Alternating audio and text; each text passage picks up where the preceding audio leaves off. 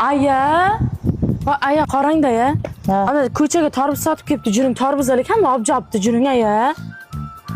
Tarvuzchini so'ragan men olib ketaman. Agar men olib ketaman desa, tarvuz tashib ketadi, mazaq jeb olasizlar. Aya, shuni pulim yo'q desangiz bo'ladi-ku. Shu kallang yetmasa nima qilay pul yo'qligiga sening? Shu boshqa ko'ramasiz tarvuzchi. Aya, soat 4 bo'ldi. Hali ovqatingiz tayyor emasmi? Qornim dahshat ochqib ketdi.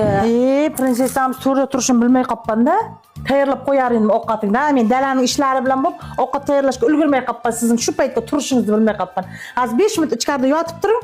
Aniga chaypaylaringizni qilib beramiz. Ovqatlaringizni mazza qilib jeb olasiz. Aya, shuni hali qilmam desangiz bo'ladi. Muncha uytaverasiz. Men bu uyda cho'riman-ku, cho'ri. Sizlarga cho'riman, tayyor narsani tayyorlab beraman, olib yeyolmaysizlar sizlar shuni. Nimaga pit faqat kichkinaligimizda tushar ekan? Ha, yo'qmi ekan hech kimda? Arzi? Ha, ya.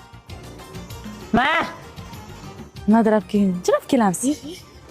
Ha, ya. Ha, salfetkani olib berib.